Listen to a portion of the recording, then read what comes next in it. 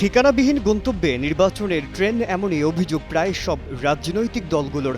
BNP থেকে শুরু করে অন্যান্য রাজনৈতিক দল মুখিয়ে আছে ফাঁকা সংসদের নেতৃত্ব দেওয়ার জন্য।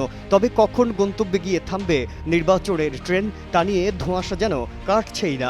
এদিকে প্রধান উপদেষ্টা জানিয়েছেন চলতি বছরের ডিসেম্বরের কথা। আবার এমন কথাও বলেছেন নির্বাচন হবে ২৬ সালের জুন মাসে। সংস্কার কাজের গতিপথে নির্বাচন কি তাহলে ভুল বগিতে চেপে বসল না তো? এমন চিন্তা রাজনীতির মাঠে এখন হট টপিকে পরিণত হয়েছে। নির্বাচন হলে সংসদের ভার চলে যাবে ক্ষমতাসীন আর বিরোধী দলের হাতে। দলগুলোর চিন্তা ও সুনির্দিষ্ট সংস্কার কাজ শেষ করে প্রফেসর ইউনূস সরকার নির্বাচনের দিনক্ষণ ঘোষণা করবেন।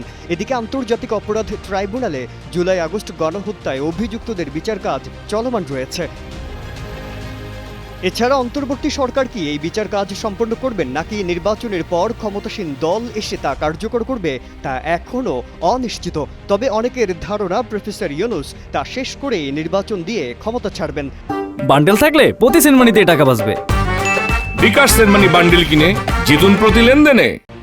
রাজনৈতিক বিশ্লেষকদের মতে বাংলাদেশে যে রাজনৈতিক এবং সামাজিক পরিস্থিতি, তাতে দ্রুত একটি নির্বাচনের কোনো বিকল্প নেই। নির্বাচন যত পেছাবে তত সংঘাত, সহিংসতা, জটিলতা বাড়বে, দেশে অস্থিরতা দেখা দেবে এবং জনমনে এক ধরনের শঙ্কা তৈরি হবে। নির্বাচন পেছানো মানেই ষড়যন্ত্রের ডালপালা বিস্তার। তবে কি নির্বাচনের ট্রেন থেমে থেমে চলছে? সঠিক জংশনে থামছে তো নিয়ম মেনে?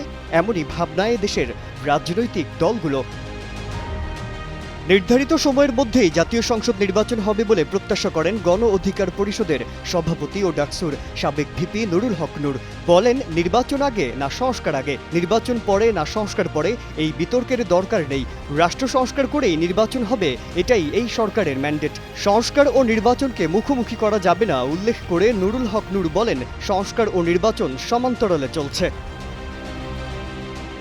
পেটের খিদে ঠিকমতো মিটলে রাজনীতি সুন্দর হবে এবং পেটে খিদে রেখে সুন্দর রাজনীতির সংস্কৃতি নিয়ে আসার সম্ভাবনা খুবই ক্ষীণ বলে মন্তব্য করেছেন জাতীয় নাগরিক পার্টির উত্তরাঞ্চলের মুখ্য সংগঠক সার্জিস আলম।